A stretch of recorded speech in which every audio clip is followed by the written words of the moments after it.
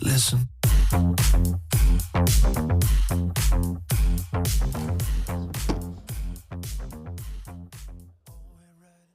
Good afternoon. We're going to start on this new subject, compete globally, act locally, can it work for logistics? And I have with me three very complementary profiles. A representative of investors and logistics developers for Afilog, Thomas Steinmüller. Hi. Do you want to say a word, Thomas? Just say hi to the people. Yeah. My name is Thomas Steinmüller. I'm a representative of Afilog. Afilog is an association for all the stakeholders around logistics properties. That means warehouses. And we are looking on the developments in the logistics area worldwide, because we always say the ESG we are talking about is out, and we are talking about GSE, that means geopolitics, sustainability, and economy. And we have to act always in a different way. We have to wake up and to look what's in the world, and we have to adjust. And what we see actually is that we have nearly every day to adjust the logistics, because everything is changing nearly hourly. So we have problems with the Suez Channel, we have problems with perhaps also South Africa, and we have to be prepared from the logistics side. So we have always been globally active, but we have also to look on the local base we are coming from. Okay, and you're German and you're coming from Berlin for us. Yes. Thank you. Pascal Leguevel, a major global operator for Seva Hello. Logistics. It works. It works. It It's works, Okay. okay. Hello, Pascal. Can you say just a word about what you do and what you do at Seva Logistics? Yes, of course. So I am at Seva Logistics, as you know, is a subsidiary of the CMA CGM Group. And I am located in Paris and in charge of France and Luxembourg for Seva air and ocean activities. As far as France is concerned, and everywhere in the world with Seva, we have different activities, ground activities, contract logistics activities, transport of vehicles, and air and ocean. So I am rather specialist in air and ocean. Thank you. Welcome. And we have a urban food infrastructure manager for Mercabarna. Voy a decirlo en español. That's right. Sí. Mercabarna. Marc Villarrenaud. Hello. Welcome from Barcelona. Can you explain us what you do in life as a job? From Mercabarna, Can you put your microphone really here? really close. Okay. I'm infrastructure and energy manager at Mercabarna. For the people who don't know what it is, Mercabarna is the wholesale markets of Barcelona. It started as a wholesale market, and today we call it proudly the food hub of the most important food hub, Southern Europe. And about logistics, I'm not specialized in logistics, but really specialized in infrastructure. And according to what we see in Mercabarna, more than 2.6 million tons of fresh goods are each year commercialized. So we know something about logistics. Some things. Something. Okay. My first questions will be for Thomas Steinmüller, but if you want to answer, obviously you can do it too, because we're going to cross your visions. I have a question of strategic positioning for you, Thomas. How can European territories remain attractive for logistic investors in the face of the rise of non-European hubs? How can we do that? I think the possibilities of Europe are very great, because we have a good infrastructure, and in the forum before we talked also about technologies. We are also in advance in technologies, so electric trucks, for example, is a big issue for European producers. So we are worldwide there in front. And we have to look at the different markets and the possibilities for these markets. And I think for investors, it's very interesting to have such a huge potential from consumers in this market, We have 450 million consumers in this market, and that's a huge amount in comparison to other countries, to other regions. Yes, China is bigger, but from the power of purchase, they are not so big. So we have a big chance in Europe, and that's interesting, not only for the Amazons of this world, but also for the Alibabas. But you know, we have logistic areas, we have communities, clusters, but it's a local scale. Is it an obstacle or a lever to attract global projects to work on local scale? I think a global thing is a network, and so it's a global network which is depending from different nodes, and there we have ports, airports, and logistics parks, and that's the network for also an international logistics area. Do you feel like there's something missing today in Europe to gain a kind of logistical coherence? Is there something missing? Not really. So we have different regulations. That's a point. So if you have a train driver, he has to change at every border because the regulation is limited. So if I'm coming from Spain to France, I have a problem. If I even have a technical problem there. And then I have regulation problems because on the border to Germany, I have to change the train driver, and then to the Poland. That's something we can modify and optimize, but otherwise we are very flexible, and I think we are in the whole continent. We are aware, and we learned also from the ports, from the big ship owners. These are all European ship owners which are transporting the containers around the world. You say that you are very flexible, but we have to try to reconcile land sobriety. We're working on that. Environmental requirements and the need for critical scale. How do we do that to reconcile everything? I think we have the scaling. We have big DHL, we have DSV, we have Kühne Nagel, we have Ceva. We have big companies which are acting globally, and I think we have no problem of scaling. But we have a fragmentation in Europe. You were starting to say that. This is our biggest problem, maybe. Yes, but on the regulation side, but on the company side, we have big issues. So DSV is a Danish company. It's the biggest transporting company, and Kühne Nagel from Switzerland also. So these kinds of companies are acting globally. Okay, this is the first answer, but you know you can answer through the questions. If we look at, let's go in España. Question for you, Marc Villareno, for Mercabarna. So we're talking about the role of food hubs. Tell us, how does a wholesale market like Mercabarna fit into a globalized supply chain? How do you do that? How do you work, in fact? And is there for the food sector a more local approach than other sectors or not? Well, as I told before, we started in the 70s. Can you hear me?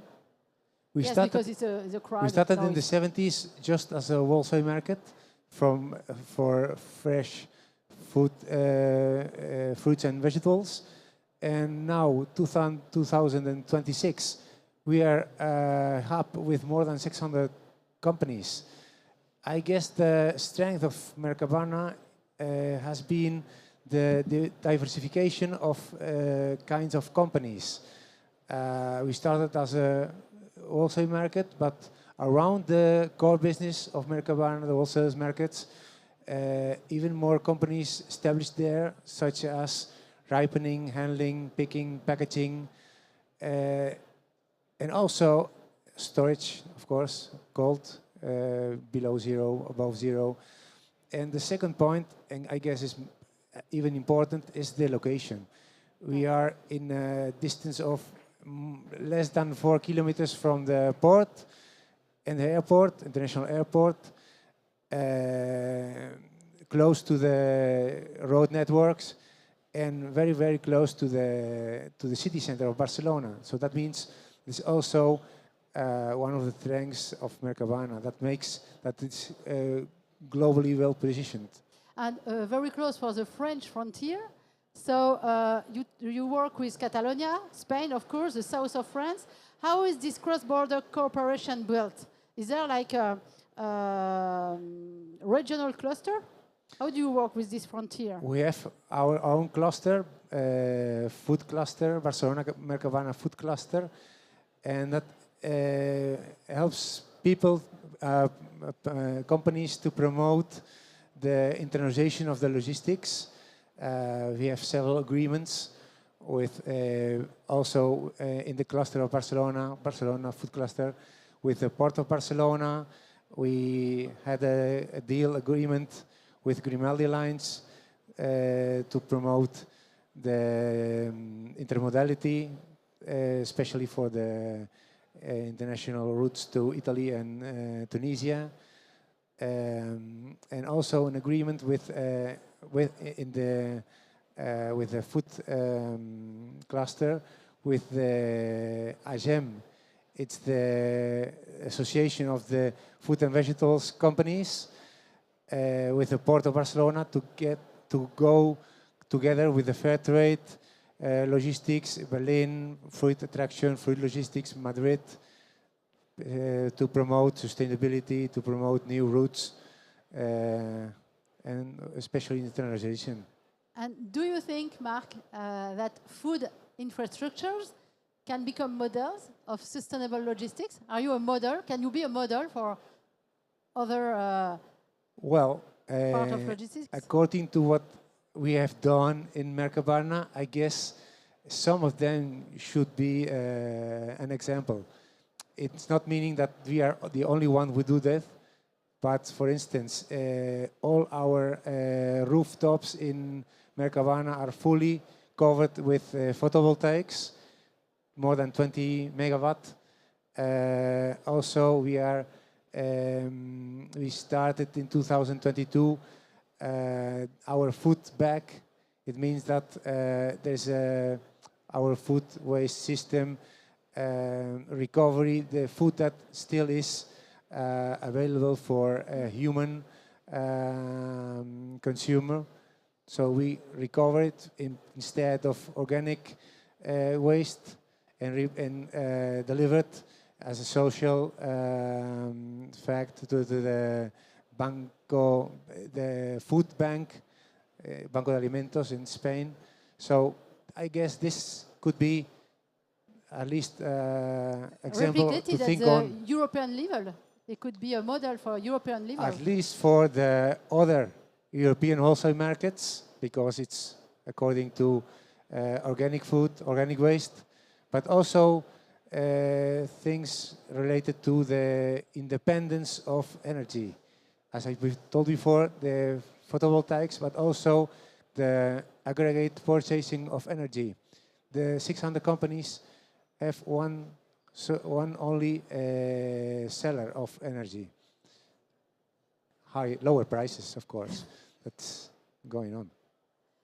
Thomas, I have a question for you. You've just heard what said Marc. Does it inspire something for you, deep thoughts about what he said, that maybe what he's doing in Barcelona can be replicable in Europe? This testimony, what do you think Absolutely. of it? I think we have to intensify also the learning from European regions in the rest of Europe. So I call it always the best practices, and we have to talk about these because we have many best practices in the different regions in Europe, and we can learn from them for the whole Europe. So I think that's a model we can look at. Also the possibility to generate energy is an important topic. We see also in the logistics property industry, we talk about warehouse as a power bank. That means producing much more energy than we need in the property itself. But we are on the right time with this. Then look at the prices. We are in front of a new energy crisis. We have to do much more. And in the forum before, we discussed that Europe is a little bit ambitious with its demands, and the reality is not able to follow, but the reality is much faster. So what we see actually in the last 4 weeks is much faster than even European Union expected, because normally we had to be ready now by electrification and not in 2050. And that's a little bit the problem. So we are too slow. We are much too slow. We have always good arguments because it's not working, it's not realistic, but we must be much faster because the events in the world are very, very fast. You want to answer to Thomas? Totally okay. agree. Pascal Leguevel for SEVA. You operate on a very global scale. How do you perceive Europe's ability to compete with major Asian or American hubs? How do you feel about Europe in this mondial network? Yes. Well, I would say, of course, Europe has very good, first we have to say it, very good infrastructure in terms of ports, airports, roads, whatever. The model is not cost efficient yet, unfortunately. There are still many regulations and many differences between the countries, which makes the fluidity of the market very complex. So it's difficult to be to compare, I would say, the competitivity of Europe. If we compare a huge market like China or the United States, which is quite a free market inside, quite easy. So, of course, there is all these barriers, but these barriers are also quite an advantage because they require a lot of expertise as well, customs, compliance, and all the specificities of all the countries. So our positioning is to be, of course, a global actor, but to have a very strong presence in every country of Europe, to be able to control, to understand, and to take benefit of all the regulations. So it's a bit of a mix of the two. You say we have a very strong presence, but you said also China, United States. How can we act locally when you have China and United States? And we know that United States does whatever he wants to do, and China is very, very good, very present too, a very strong presence. How do we do if we act only locally to compete globally? How do we do that, gentlemen? I think the comparison between Europe, US and China is very difficult because we have 3 different systems, and we actually learn that the system of US becomes more Chinese than European. Can you explain us the 3 different systems, yeah. just in a few words? Yeah, but in China we have not a democracy, so that's a dictatorship. So regulation is very easy because they can change regulation from 1 minute to the other. It seems that it is possible in US also. It's becoming possible. In Europe it's not possible. So that's the main difference. But also China is not respecting rules, so they break rules. They break rules, and the US is also beginning. So, if we have rules, we have to define this. I think Europe is for all the countries in the world a fair partner. That's not the case for China, and that's not yet the case for US. And that's a little bit the difference, and that's also the chance of Europe, because we are not willing to dominate someone. And we are not willing to acquire land or regions. Should we? No, we don't should. Okay. but we see that others are doing this. So the structure, the economic policy of China is also to destruct other industries. We see this, and they give money to industries. We see this in the electromobility. They get prices. It's incredible. So it's not economy what we see there. It's domination. The answer is domination. And we see the same in US, a little bit different, because US very well understood the value of data. And they are able to work with data. And that's always the question also for the logistics industry, because they are able to work with these data. So Amazon is producing anticipating logistics. They deliver today the products to Paris, which will be ordered tomorrow. And everybody is asking, how is this possible that they know what will be ordered tomorrow? And that's big data analytics. And that's incredible. So that's the point, the advantage of US, that they understood this. And for this, for data, you need data centers. We have in Europe nearly no own data centers. The only company in Europe is beginning to install own data centers. That's Lidl from Germany. They are producing actually 5 big data centers in Austria and in Germany. But nearly every company needs data centers to work with the data and also to organize the logistics with data.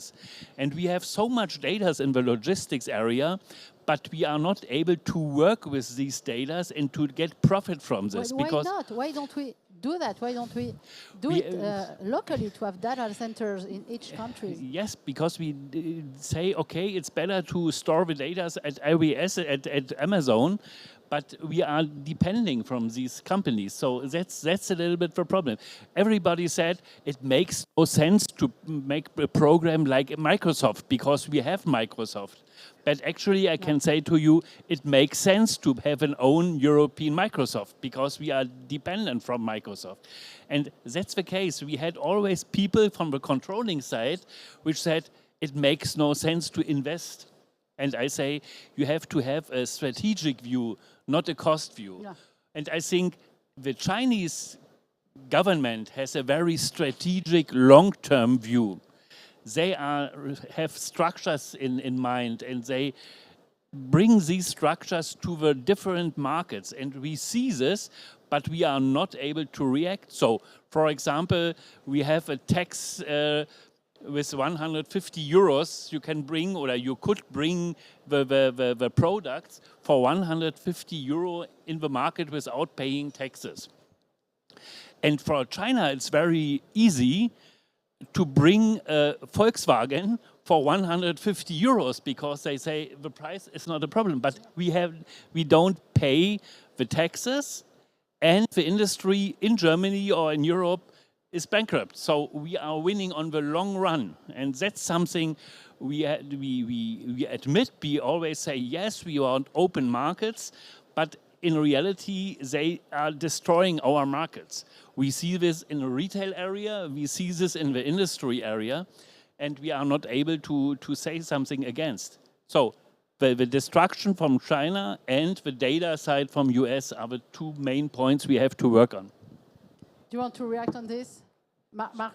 Just not to pretending to be catastrophic, but we shouldn't be a mere consumer of technology of the United States and a consumer of Chinese products.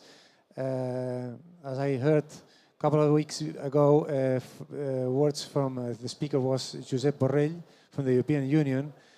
He told us the European Union was invented for a world that now doesn't exist.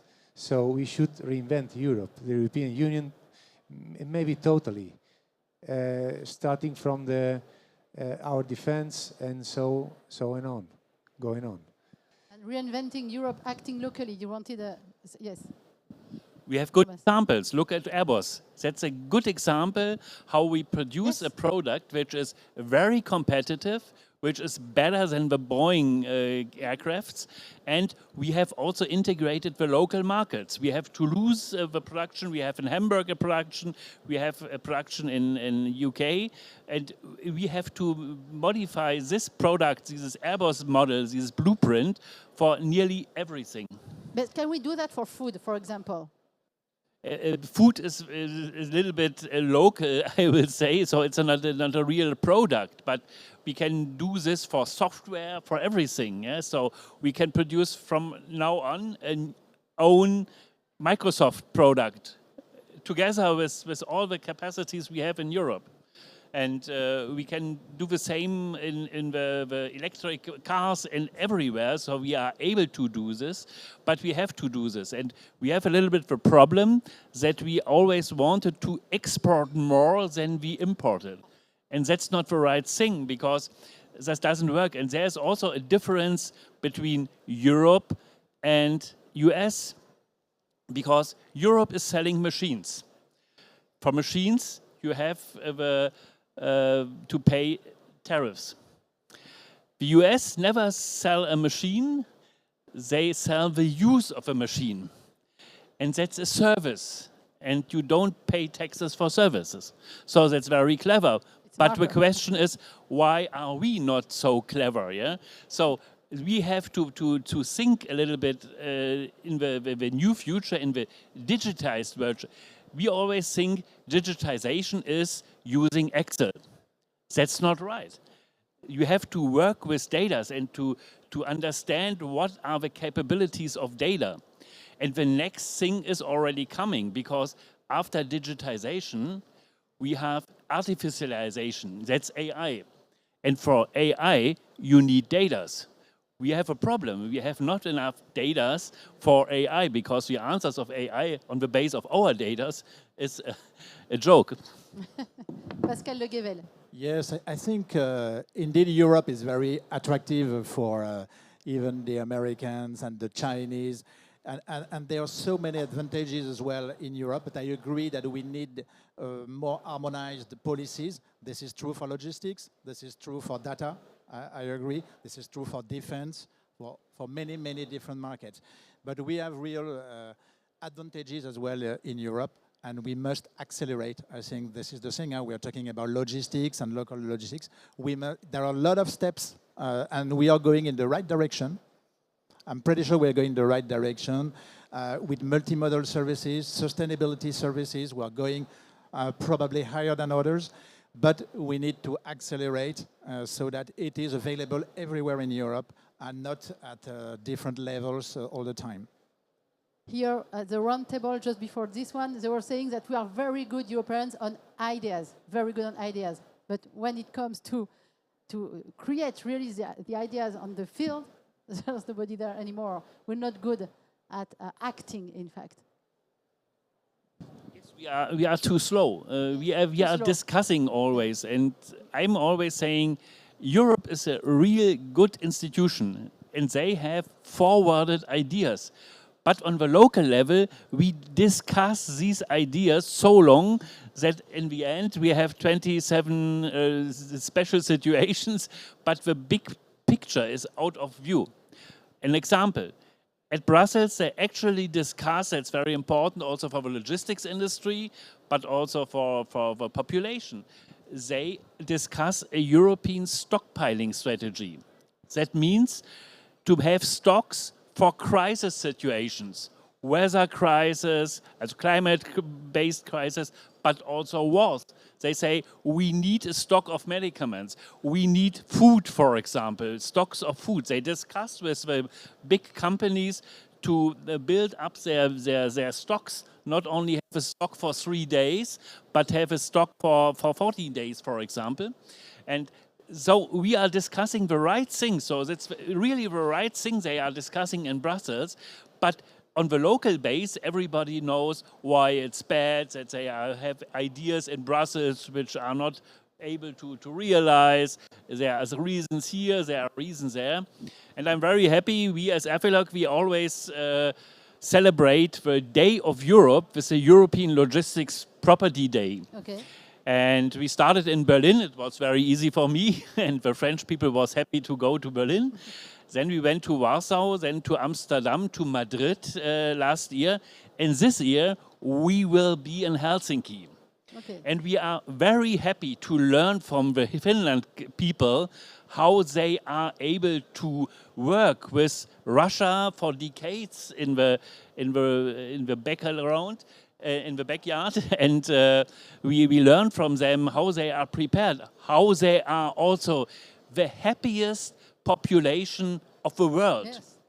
And second place in logistics infrastructure. The logistics indicator is now Finland. On the second point, it was for a long time Germany, and the first point is Singapore, and then it was for a long time Germany, now it's Finland. So we have these best practices, we have a resilient structure. So Finland is very resilient.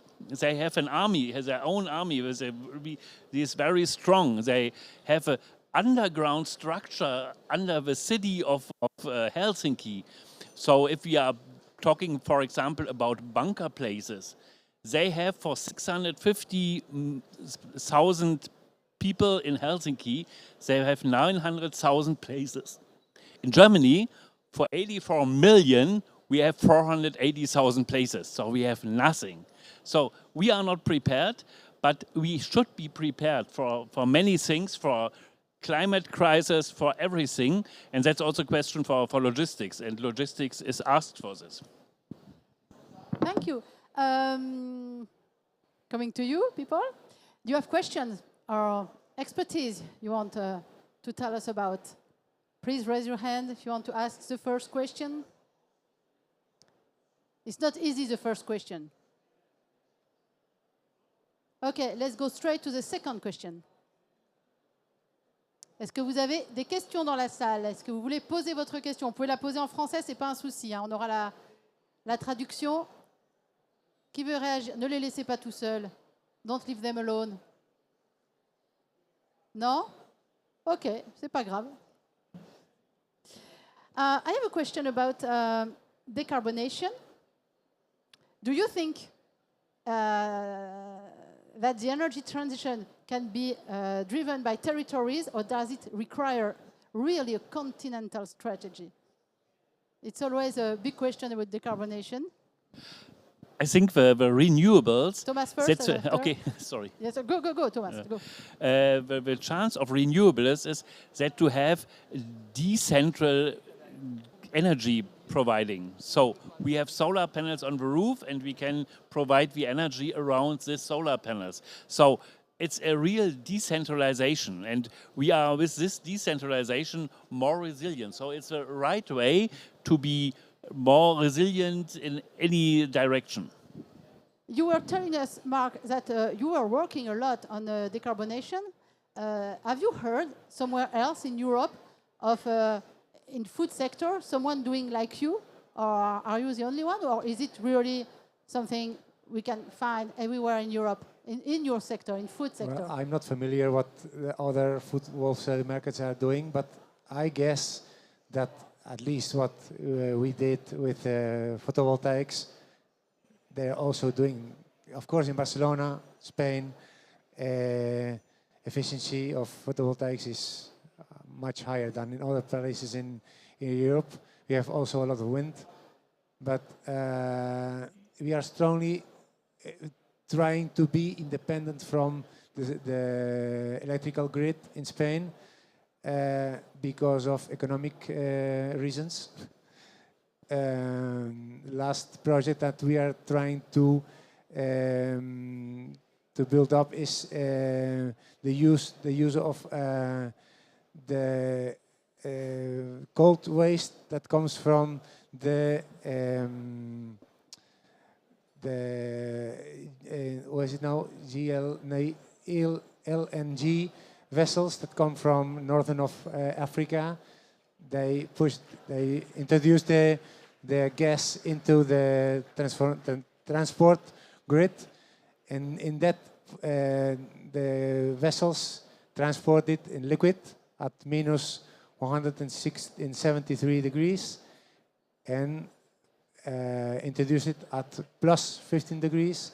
This huge amount of energy spent in cold, we use it. We try to reuse it to transport this cold to the warehouses of Mercabarna in 2 steps, minus 20 and plus 10 degrees. That's one of the things that we are trying to do in 2027.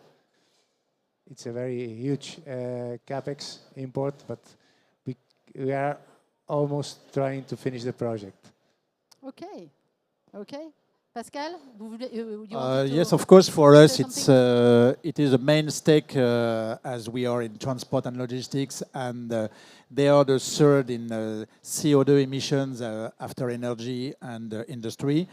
So we have massive investments at a corporate level because we have the ocean line with CMA, so they are massively investing to reach by 2050 the neutral carbon emission. But also at SIVA, we are also investing massively, and we are also driving this experience with our customers to help them also reduce their emissions. So for us, and it's very important, Europe also, to come back, is also investing, and we are doing more and more multimodal solutions, being short sea in Europe, or let's say a train, of course, and of course the barge on the also. So it's getting better. When I look at the proportion, the percentage of inland we are now doing, for instance, in France, that was almost zero 20 years ago, even 10 years ago. Now we reach up to 30-40% sometimes. So it's getting better, and we are, of course, it's a major stake for us. Okay. Public, toujours pas de questions? Do you have questions? It's now or never. Okay, it's never. Thank you. One last question. Let's talk about future. Let's talk about in 10 years. What do you think European logistics will look like in 10 years? Will it be more integrated or more local or both? How will it be in 10 years? You want to start, Pascal? Just one comment. I think there is not local or global. There is a mix of the two. And I think our customers, which are also global customers, they are expecting from us to be global, because global gives the full visibility, the alignment on the tools, gives a lot of advantages, the procurement capability as well. And the local will always be very important, because the local is where you can react and you give flexibility and agility. And look at the situation we are currently crossing with the war in the Middle East. Of course, this requires that we have the ability in each and every country and each and every region to be able to adapt and to put a business continuity plan in place. And this requires a global BCP process, a global network, but also local agility. So there will always be a mix of both for me. Thank you. Thank you. Mark, on the same question, in 10 years, where are we talking about European logistics? Well, in Spain, it's not what I guess, it's what I wish. I hope the percentage of tons transported in Spain by rail should be increased from less than 5%, it's currently 2025, to, I hope, to more than 20%. That should be a huge amount of CO2 emissions that should be avoided to the atmosphere. And in general terms, I guess there will be a more connection between what concerns Mercabana, more connection between producers and demand. Okay, and what about you, Thomas? I think in 10 years, the logistics will be electrified, completely electrified, either by train or by trucks. They will be automated, and the logistics will be autonomous. So we will see autonomous trucks, because we have a shortage of truck drivers. We don't have enough truck drivers, and the only possibility is to realize autonomous systems. We have also in the warehouses autonomous robots which will work there. So we will see in 10 years a huge step forward And we will work with data because we need these data for working as this. So for autonomous mobility, we need data. For recharging autonomous systems, we need this. So I think electrified, autonomous, and automated. It sounds more like in 20 years. No? And we must be faster. So that's the view, but we must be faster. It's possible already. So automation in China is standard. So let's do it. Yeah, we should do it immediately. Okay. Well, thank you. On peut les applaudir s'il Thank vous plaît you. bien fort. you. Merci. Thank you. Next round table here at, what time is it? I'm lost.